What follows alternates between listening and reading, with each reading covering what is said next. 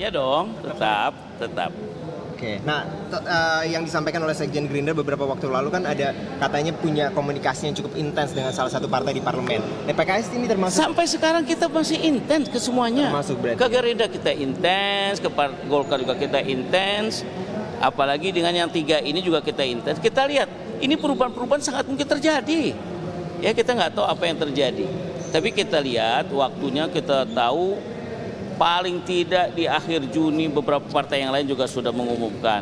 Nah, kita lihat saja. Habis Rakernas ada sesuatu nggak yang mengagetkan yang kita dalam pembicaraan. Karena tetap itu adalah Majelis Syuro yang menentukan. Artinya pertemuan pada hari ini antara Nasdem, Gerindra dan juga PKB itu bukan dari kebuntuan nggak ada. Cawapresnya Pak Anies? Nggak ada. Relax saja. Nah, Mas Adi, kalau kita dengarkan narasi-narasi dari anggota koalisi perubahan ini, kalau ibaratnya orang itu selalu mencitrakan dirinya itu single. Jadi walaupun terlihat dekat dengan orang, sebenarnya mau dekat dengan seseorang, tapi mau mencitrakan dirinya single. Semuanya mau bilang saya masih buka komunikasi kok dengan semua partai. Ini dalam konteks apa sebagian besar partai masih punya narasi ke publik seperti itu?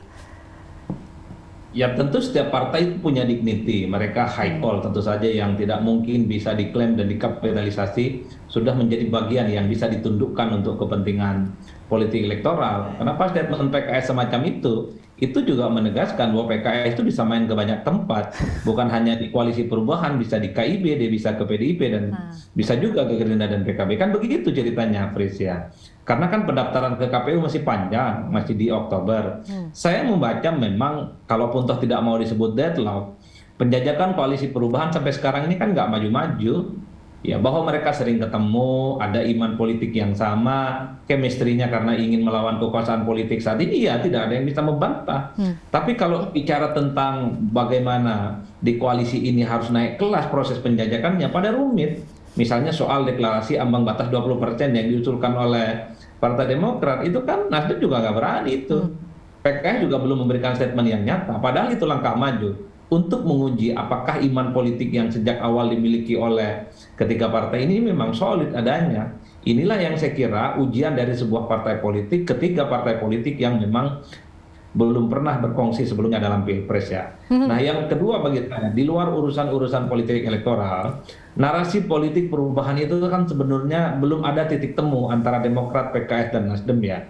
Kalau Demokrat dan PKS saya kira sudah sama, mereka menegaskan bahwa Jokowi itu adalah ya pemerintah yang gagal, IKN itu ugal-ugalan, infrastruktur itu juga banyak yang ambruk, tidak efisien gitu ya, kemudian adalah rezim hutan dan seterusnya. Jadi wajar kalau kemudian mereka, dua partai ini, Demokrat dan PKS nyaman dengan koalisi perubahan.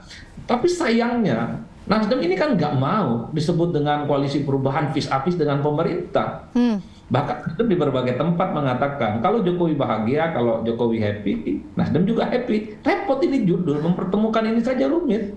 Bagaimana nanti bisa berkampanye poros perubahan koalisi politik gitu ya. Kalau narasi politiknya tidak sama. Saya kan misalnya melihat ketika Nasdem, Bang Zulfan Lindan bilang bahwa Anies itu antitesa dari Jokowi, langsung dinonaktif, kan jauh kebayangkan.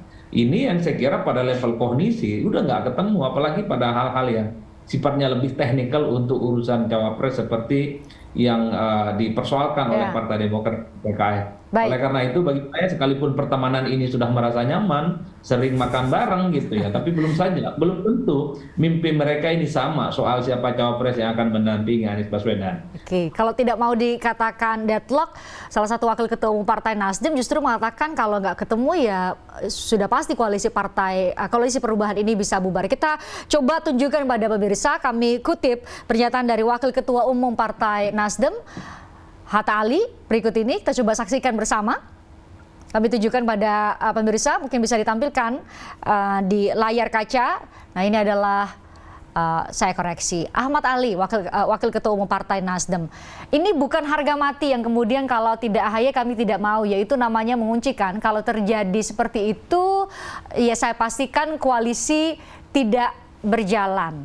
Ini bisa kalau dari yang Anda tangkap seperti apa, Bang Herman?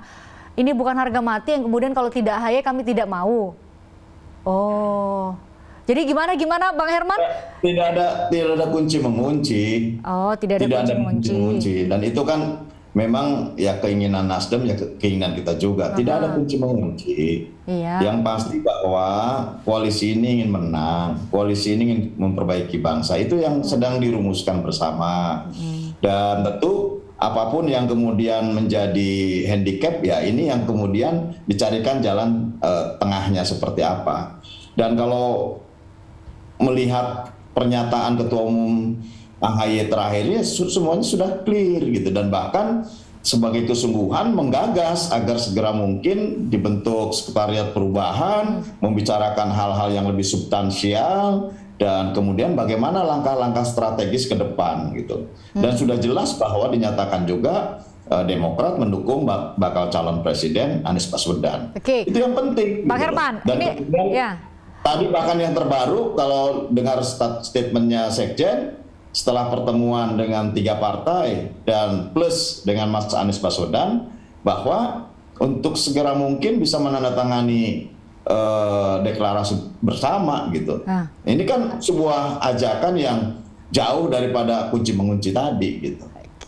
Oke, ajakan untuk melakukan nota kesepahaman bersama. Ini, Demokrat sadar bahwa hasil dari perjalanan kami berkeliling, saya mendampingi Mas Ketum kemana-mana, dan tentu banyak suara rakyat, suara publik yang meminta, yang di luar kader ya, kalau kader pasti ya, yang di luar kader gitu, yang menginginkan segera dong perubahan-perubahan. Kami ingin berubah, ini rakyat ini ingin berubah gitu. Nah, atas dasar itu kemudian Ketum memang menggagas supaya segera mungkin bahwa koalisi ini terbentuk. Nah, bagaimana dengan calon presiden sudah jelas diserahkan kepada Mas Anies dengan tidak terpaksa memaksa. Nanti bagaimana menentukannya ya secara bersama-sama. Oke, apakah pertanyaannya Partai Demokrat, sebentar saya harus jeda Bang Herman, nanti usai jeda ya kita bahas ya. Pertanyaannya adalah apakah Partai Demokrat mempersiapkan skenario lain kalau tidak jadi dengan PKS dan Nasdem? Kira-kira skenario lainnya ada nggak ya dalam catatannya Gerindra kira-kira misalnya ya?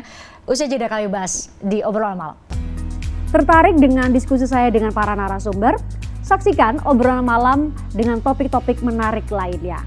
Jangan lupa subscribe ya channel YouTube Berita 1. Like, komen, dan share video ini ya. Terima kasih.